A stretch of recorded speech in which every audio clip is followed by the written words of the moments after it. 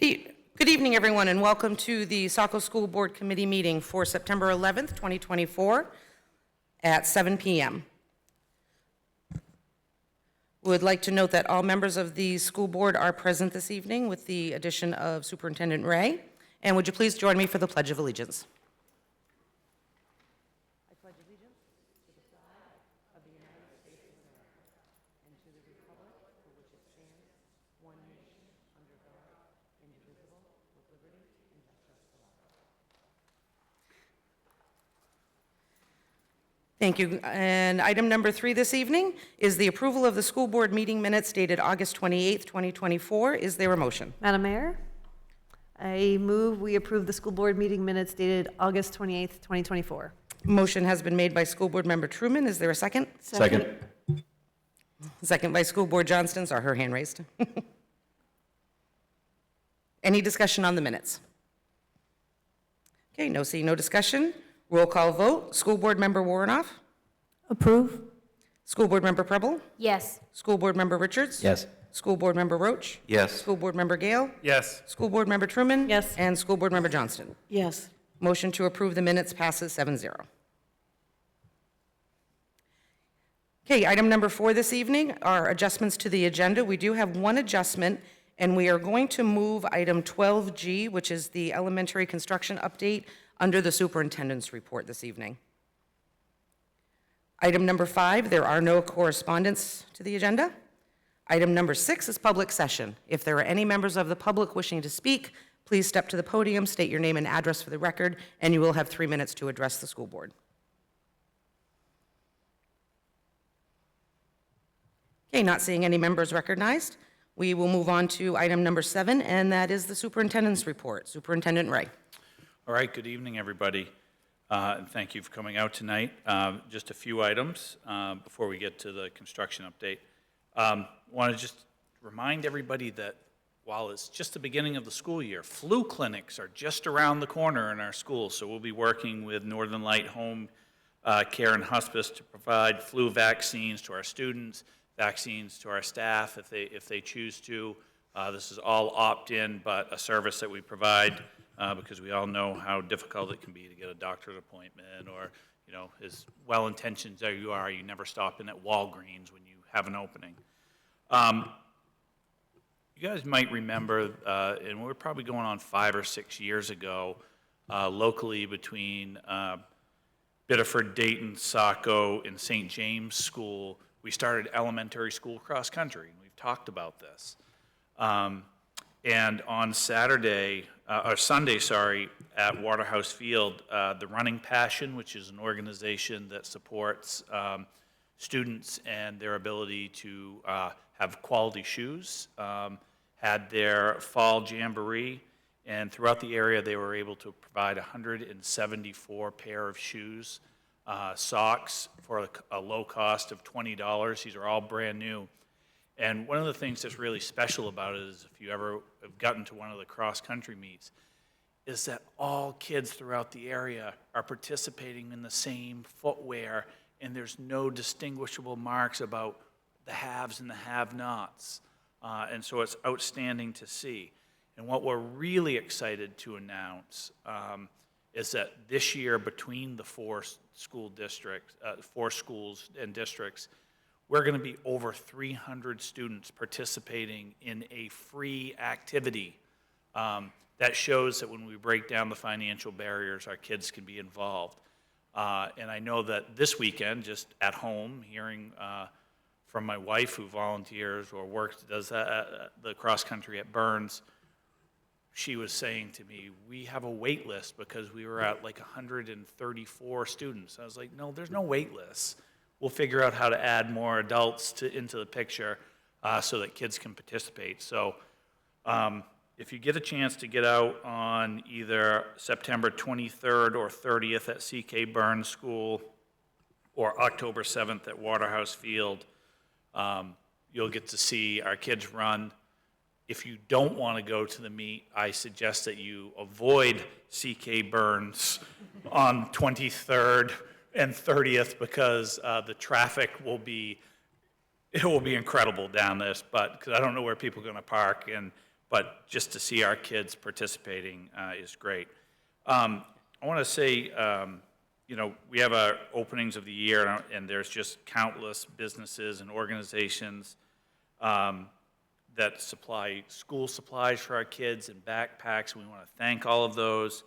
Want to thank Nothing But Cakes, Bunt Cakes, for providing free cupcakes for our staff members as they return to school. I've received a fair amount of emails around transportation. It is really hard right now, transportation piece. We're still down drivers. Between the middle school and back to town into TA is a real challenge right now in the morning time. And so we hear you about getting kids to school on time, and I've had conversations with Mr. Menard about, you know, not marking kids late, but the traffic is, on 112 is just slowing us up a ton. And I know that a lot of people will say that, and suggest that the solution is to start earlier. But I need people to understand that you can start the runs earlier, but then we're asking kindergartners and pre-K students to be out at 6:45 or more. So it's not that easy of a solution. And I was talking to somebody, it's like, as a parent myself, sometimes we forget the stages of life that we have gone through with our kids, and as we move to the older ages, it's one challenge. And I couldn't imagine, like, my 4-year-old, or if I had a 4-year-old anymore, trying to get them out at a bus stop before 7 a.m. and what that would be like. So we're going to continue to work with the police department on the challenge and come up with some ideas, and I still ask people that the best thing you can do is to put your kid on the bus so that we can try to get less traffic away from our driveways, but we're going to get creative, and we're going to continue to work on adding bus drivers. So all of those pieces. As you heard a couple of weeks ago when we talked about elementary school construction, we were able to finally get that land in the city's name, and we will be moving on to the next piece.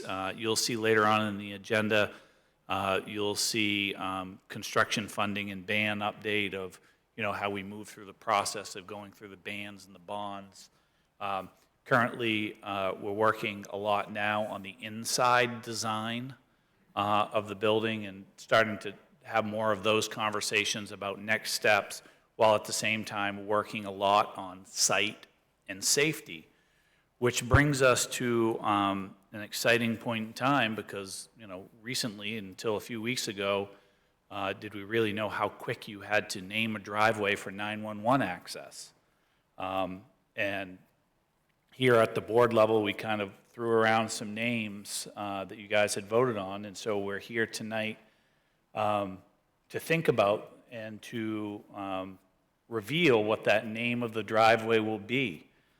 And so we went a little bit in a different direction than what we had kind of all filled out our points on, and no, we didn't go J. Ray Way. That was number 2. But we're here tonight for a significant milestone because as a group, through the school committee and the city council, we would like to reveal the name and then talk a little bit about that. And so I'd like to have Jody and Jen Preble, the mayor and the chair, come and open up the sign with me for everybody to see. We got our...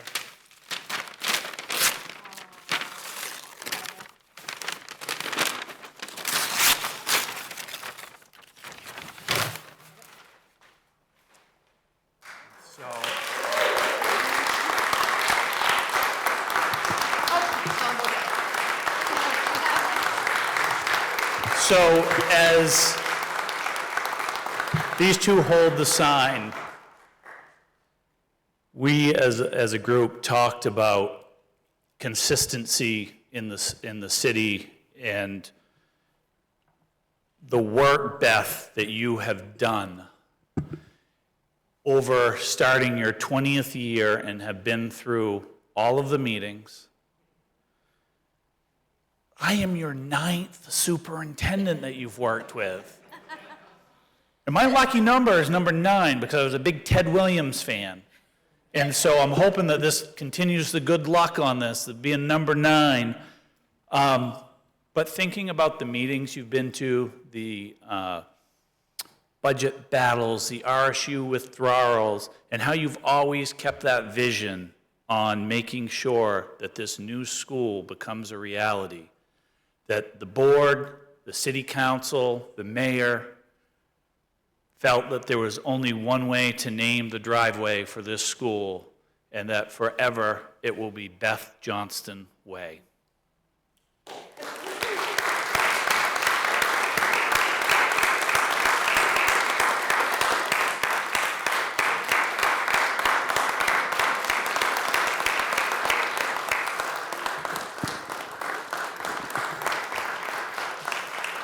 And so, Beth, we'd like to present you with this honorary sign. If someone comes to your house, know you didn't take it off the post. But we hope that this is something that we were able to get your family and friends here to enjoy this moment with us. And thank you, Beth, for everything you've done to make this a reality for the city of Saco, for the students. We really appreciate this.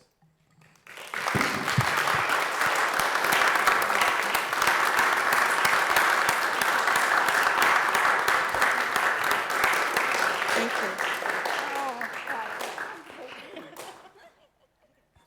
you. Mr. Superintendent, my comment to Jen just now was, I think I have to hug the whole room.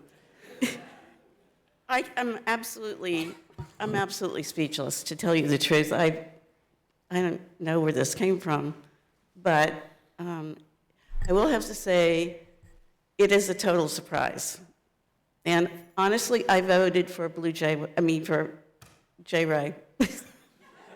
Way. Blue Jay Ray, whatever, you know. Could be Blue Jay Way, too. So I feel like I should just express my incredible disbelief and appreciation. A total surprise. I'm speechless, but I appreciate the recognition for having spent a lot of time doing this. Quite honestly, I love it. I know it's a little demented, and I know my family tends to think, are you ever going to stop, like, going to meetings and reading policies and, you know, trying to be prepared for what you got coming up? But my family also has done a lot of that. My ex-husband, Mark, my son, Nathan, and everybody else in my family has put up with all of the rest of it. Like, I have 3, everybody, yeah. Okay. I have good friends here, and I don't want to take this up forever, but I've really appreciated working with the people I've worked with over the years, and thank you. Thank you again. I got family here. Everybody, my daughter who's in California, but I don't know if she knows about that. It's on video. She does? She will. Well, you know, she'll send me a message, I'm sure, to try and, she'll say, Mom, did you do this? Did you do that? But anyway, I wish I had something more to say, but I'm actually stunned. So thank you all very, very much, and I can't believe this. I'll try to keep doing a good job.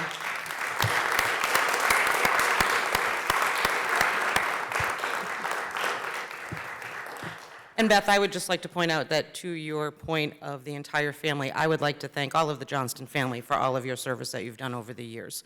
I know I've learned a lot from everybody, sitting with Nathan for 5+ years on council, coming in as a new person and listening and learning. And Mark, you've been a word of wisdom as well over the past couple of months. So thank you to all of you.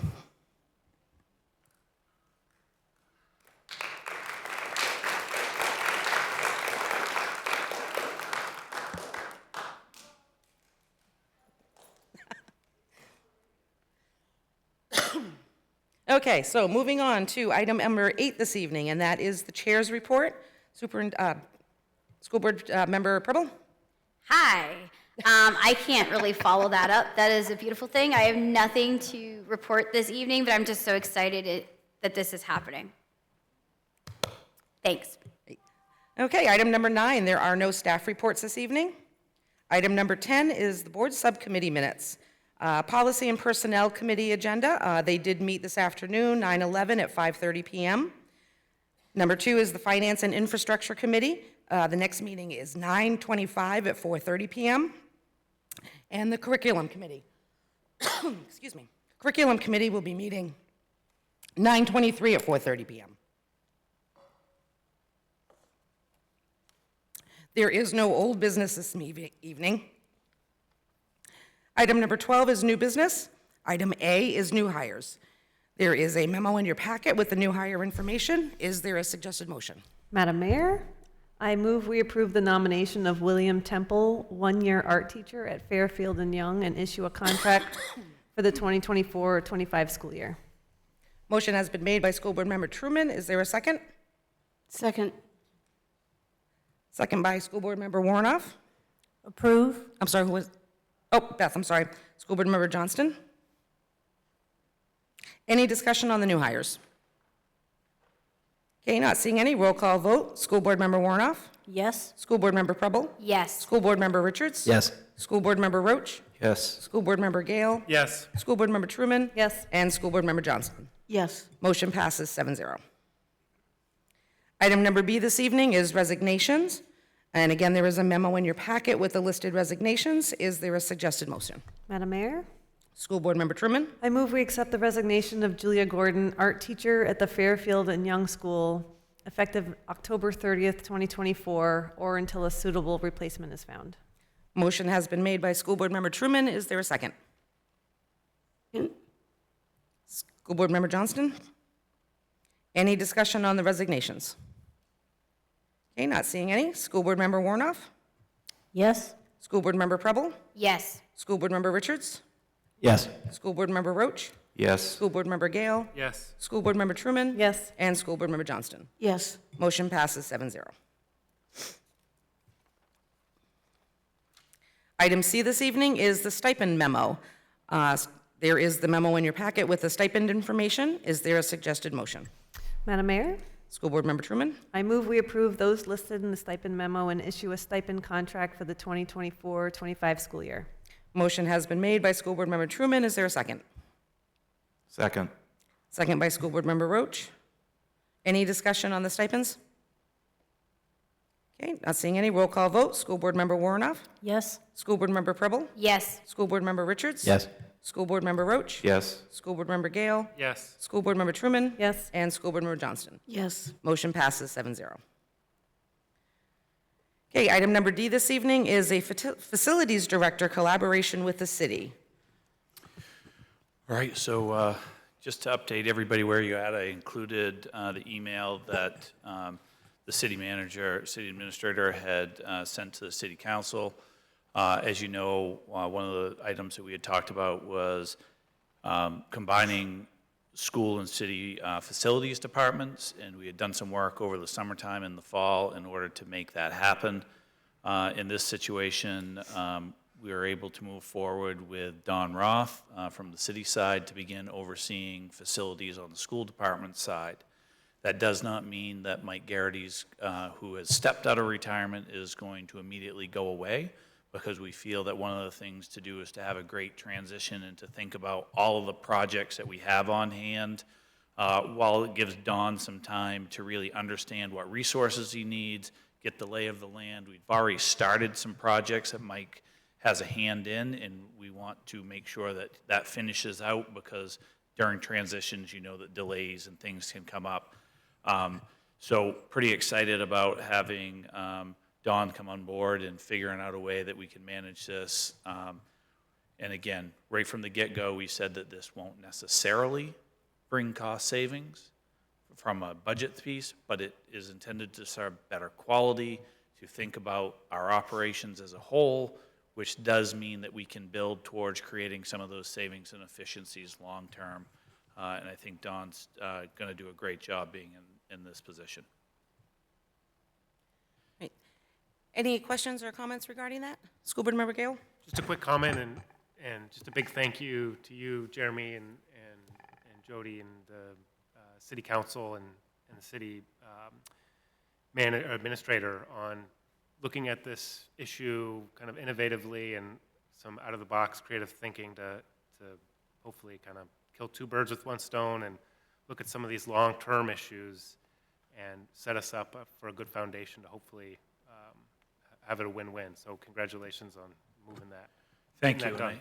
And I know it's been a goal for a long time. This has been a conversation that's on the table. And when I initially started in this position, we weren't set up for the success at that time. But I think we're feeling now that we're at the point where so much as we've been able to accomplish so much, get the new school building voted for and move forward, that we're in a position where we can be successful long-term. Anyone else? Okay, moving on to item E, and that's the construction funding and ban update. So with this item, one of the things that we've been working on, and this is purely informational, but when you go out to bond on a project like we have done on the school department side, there is a cash flow that will need to begin to occur for certain things like paying ourselves back for the land that we purchased, that the city has gone through. And this is the schedule that we have put in place to have the ban, so that by October 30th, hopefully we'll have a settlement, because we're going to need to start drawing down on some of those funds. This is for an initial $11 million that will start the process. One of the things that will happen throughout the process is when we're at the point where more funding is needed, you will then go out for your full bond for sale. Hopefully at that time, if everything trends correctly, based off predictions from economists, our interest rates will be lower. And that's an important piece, because when you think about a percentage point on something this large, you're a significant amount of money. But not only do we have the city piece to repay, but we'll talk a little bit about our fund balance and the initial money. If you remember, when we came on board, we put $300,000 from school department funds, kind of overexpended that piece over time because things got going on, and we've been able to carry that. We did have to, now that the vote was final, we did have to book that in the 2023-2024 financial year, and then we will repay ourselves back from the ban in the FY25 budget. So you'll see a little bit less carryover this year, and you'll see this increased revenue that's really just a timing issue between the two budgets, but we can get that back into the fold, and we'll talk a little bit more about where we are financially with fund balance. Okay, great, thank you. School Board Member Roach. So the balance starts in May here at almost 1.2 million. So, and then another 2 million here in August. So where does that come from? Let me reopen that, Kevin. I'm sorry. It's that cumulative spreadsheet there. So what is one of the requirements is that Oak Point did a costing for the state, and again, without having all the information, I couldn't tell you what those big pieces were. I assume it's design. But Oak it's Point, design yeah, and yeah. all of those pieces. And so for bond counsel and for our advisor, and for the DOE, they had to do a cash flow analysis based off the design and the permitting and all of those, of where they estimated it, so that they could figure out basically how much the bond anticipation note would be needed before you went out for the bond sale. And so this was calculated by Joe Kutera, who's worked for the city and done the bonding piece for years now. I don't know how many years, but he's been there a while. So it's more of an education for me. So the 11 million of anticipation note comes in September or gets applied for this month? Or, It gets applied for, I believe we settle on October 30th. And you know what, Kevin, before I speak too much about this, because this is the first time I go through this large of a piece, I'd rather have somebody come in and at the next meeting and explain it better than I can. okay, because you mentioned interest rates, and we're hoping interest rates fall this month, right now. Correct. The Fed interest rates, yeah. But on the, and again, I want somebody who's better at this, and even probably the city administrator who's had much more experience doing this thing could explain the piece of how you take the bond anticipation note, you do some financing off that piece. There's some laws about how much can bring in to cover charges. But it's what gets you to when you're ready to go to bond and play the market. So I'm going to line somebody up to come in and explain this so that you guys and myself have more clarity about how it all works. Beth won't have to give back the sign, though, right? We have money for that, right? Okay. Yeah, we're good on that piece. We're all set. We could even possibly set that up at our next joint meeting. Yeah, that probably would make a lot of Get sense. with the council and Yeah. knowledge of it as well, so.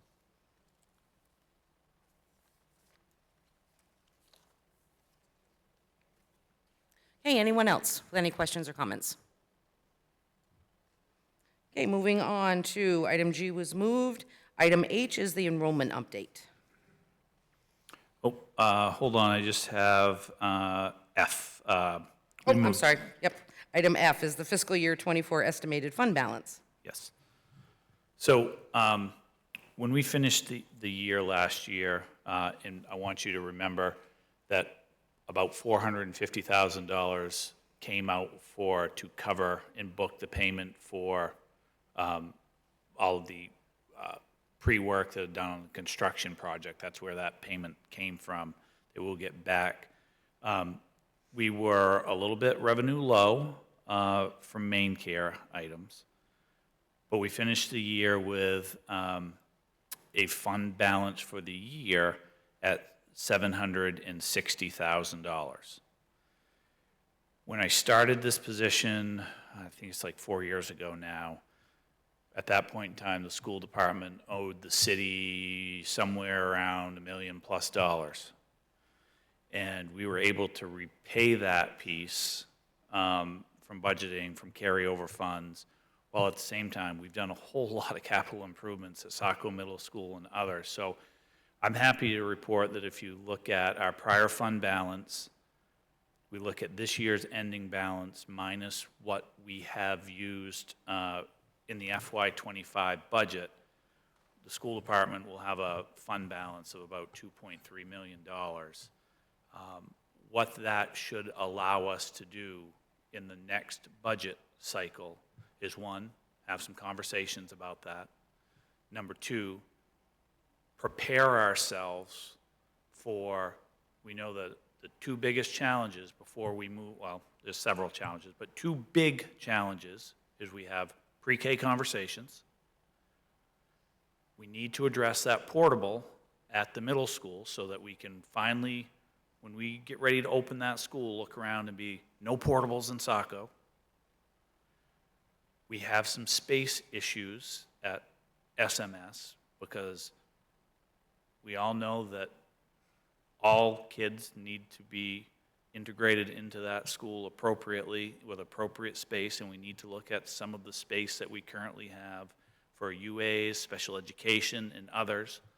And so one of my goals was to, over this time, was to build that fund balance so that we could make decisions that didn't hit the tax bill at one time, and we can continue to solve some of these problems so that, again, when we open up that school, we've solved some of our middle school problems, we've solved some equity problems for a correct space for kids, and we have no more portable buildings being used in Saco schools. And so I'm sure there'll be plenty of other things that come down the line. You guys have negotiated contracts and settled those. You've raised wages for our hourly employees, and so I feel financially we're in a really good space moving forward. Thank you. Questions or comments? Okay, moving on. Now that takes us to item H, and that is the enrollment update.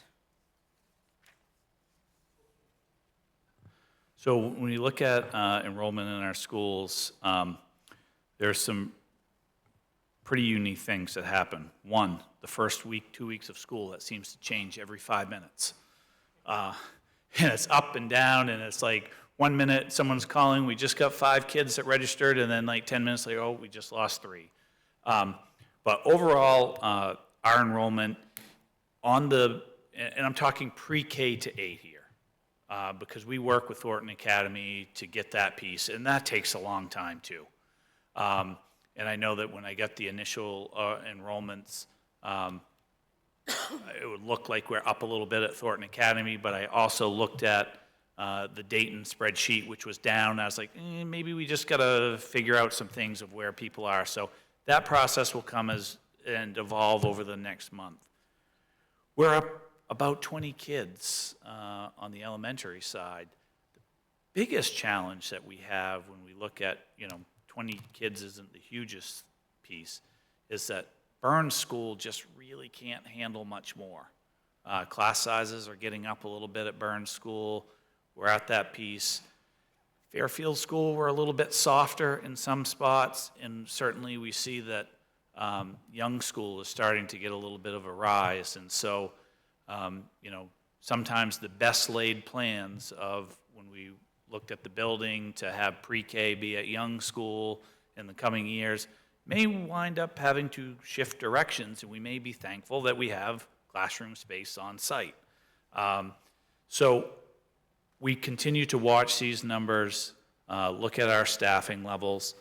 The other piece that's important to recognize, and I need to bring up a different spreadsheet that we were working on today, and this is something that I hope to have joint discussions between both cities on, because this is an impact in both, is that we came together and did some grant writing about creating a welcome center, because one of the things that happens a lot is, whether it be from our ML population, homeless population, the number of families that cross the river in any given year back and forth is super high.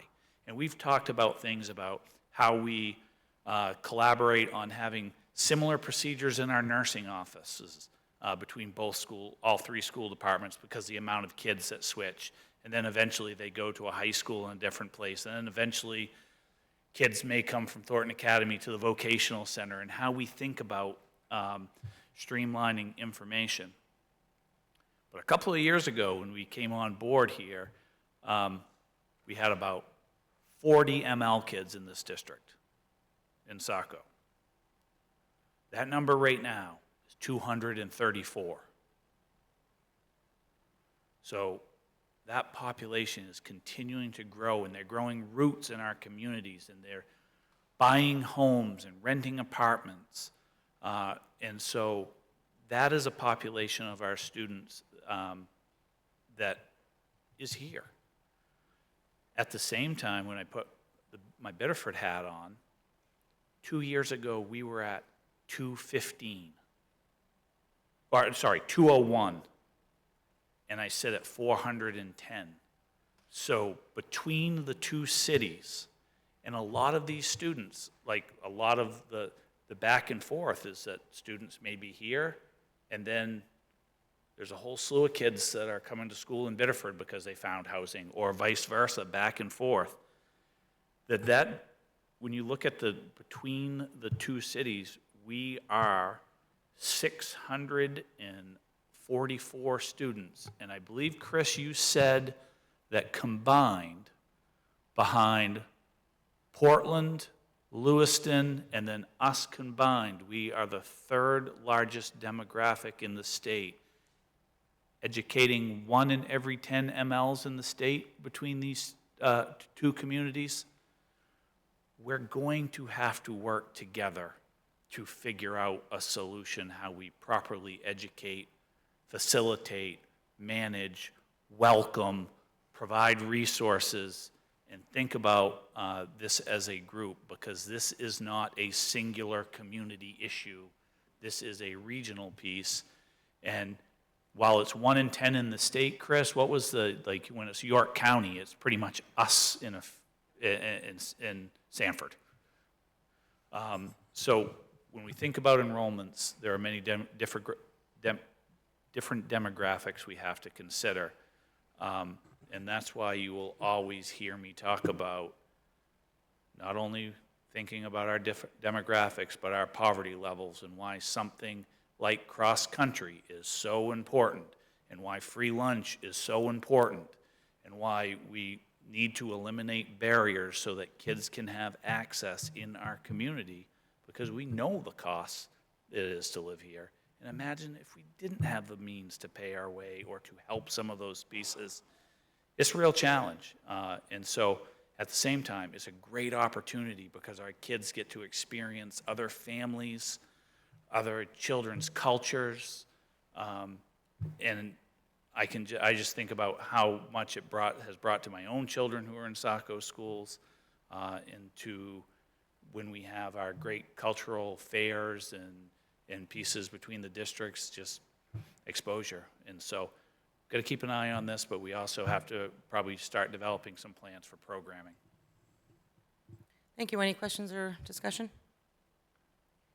I have one. So hypothetically, looking at this, like the CK Burns, those 3 classes we're showing we have 635. Hypothetically, if those numbers stayed the same, in 4 years, those would all roll to Saco Middle School. Is that capable of handling 630? I mean, that's almost 54 kids. Yeah, well, there's several different factors. Certainly, sometimes you have some kids that peel off and choose other schooling for middle school. That happens. Can you handle the space? Yes. Do we have to look at the space and make sure it's space to educate kids in what we need today, which means that there needs to be equal access for all. We've got to update some things. I think that what's really important for us is when we think about the modular out back of how we can expand that using some of the carryover funds to provide some new UA spaces or larger hands-on spaces for our kids, so that we can remix the school. You know, sometimes when you look at numbers, and again, just pieces of it, that when you think about the difference between current middle school and what's at CK Burns, that's spread between all the classrooms and 10 or 12 teachers. We have a little bit more space at SMS, but those are not the biggest rooms in the world. I cannot have more kids at CK Burns School because there's not a classroom. Like if April came to us and we had to add a teacher at CK, we're now having conversations about UAs having to be mobile throughout the school, and that's not what you want to do. No one can teach art appropriately and good for kids when you're pushing around a cart full of paint, pencils, crayons, markers. So we would have some challenges there. I think when we look at these numbers as a whole, what I do feel really good about is the fact that we have a school and a new elementary school that's designed for 1,100 kids from the state. That's a great thing because we know that we will have some of the space there, but we will definitely have to manage. And, you know, I do think that some of this is really important information for the city council to have, because as you think about growth in your city, even though whether it's now or over time, thinking about where the pots are. And I suspect, and I know that I've had this conversation with Kevin before, that there was a point in time where probably, Kevin, in your neighborhood, there was a lot of young kids running around. And I know now you're saying, like, there's not as much of that.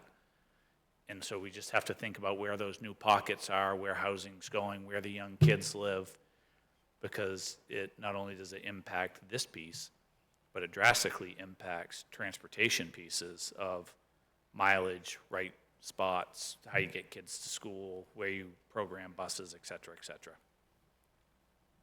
Okay, thank you. School Board Member Gale? Actually, just on that transportation piece, is the bus app available in different languages? Do you know? I don't know the answer off that to the Yeah. off the top of my head. I don't know. I'll have to check. This might be something, yeah, Yeah, something I don't to- know. to look into on that piece. And they may not, because of the way that, it's developed, it may not be available for that, but something to look into. Thanks. Yeah. Okay, anyone else? School Board Member Gale, Roach? Jeremy, you mentioned, the issues with Burns, if that expanded. The numbers, Young and Fairfield combined of the grades that would move up, straight up, doesn't look as high, but do people move here in between second and third grade to heighten the worry there that in the next couple of years until the new school's built?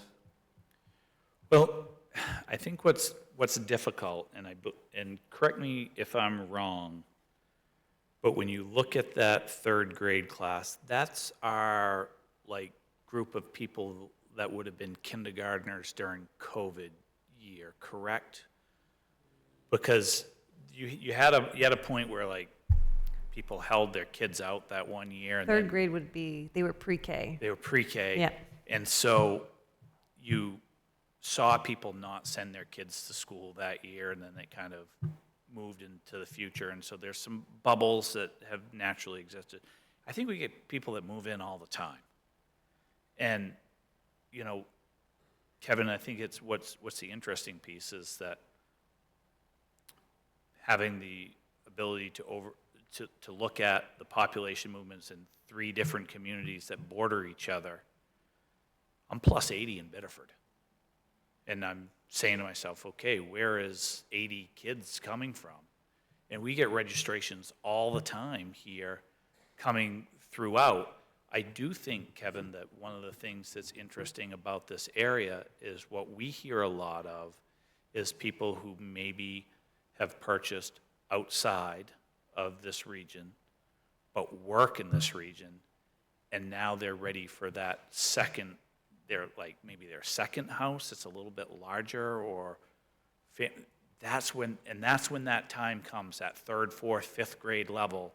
Now you've got 2 kids, they're both in school, and we're making a move.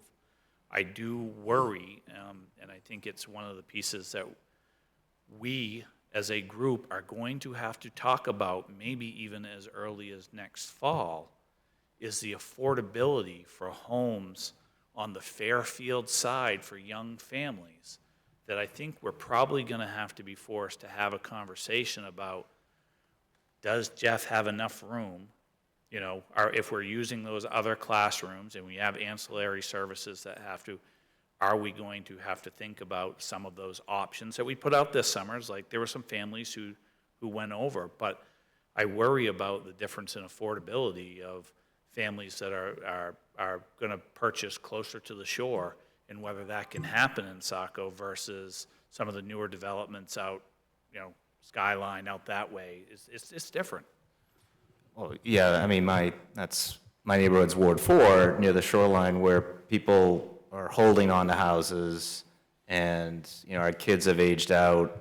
Kind of miss the Halloween crowd that would come around, so.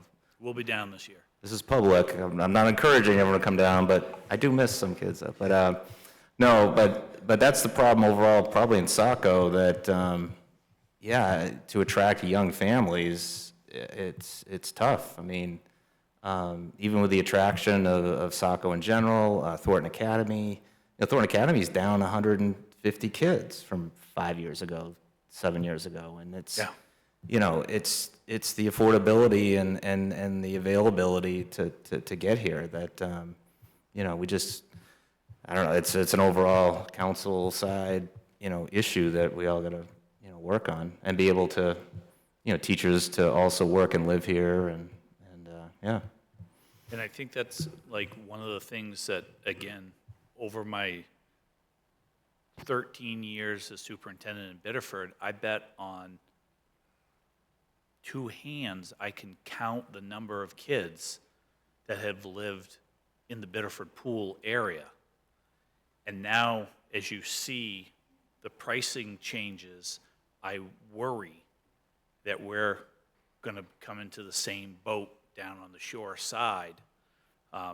Because quite frankly, over the years, in Biddeford, when a family has called me and say, I'm like way closer to Kennebunk, and I'm saying to myself, yes, you can go, you can work there, because we didn't have a bus to send for one kid. And so I think it's worth studying the 10 or 12 years of sizes differential between Young School and Fairfield School, and seeing what's happening so that we can hopefully predict a little bit what's going to happen in the next 3 years. Thank you. Anyone else? Okay, that takes us to item 13 this evening, and that is other information. There is no additional information this evening. There is no executive session, item 14, and item 15 is an adjournment. So moved. Is there a motion to adjourn by School Board Member Truman? Is there a second? Second. School Board Member Johnston? Roll call vote. School Board Member Warnoff? Yes? School Board Member Preble? Yes. School Board Member Richards? Yes. School Board Member Roach? In honor of Beth, are you kind? The answer is yes. Yes. Yes. School Board Member Gale? Yes. School Board Member Truman? Yes. And School Board Member Johnston. Yes. Motion to adjourn at 7:46. Thank you, everyone, and have a great night.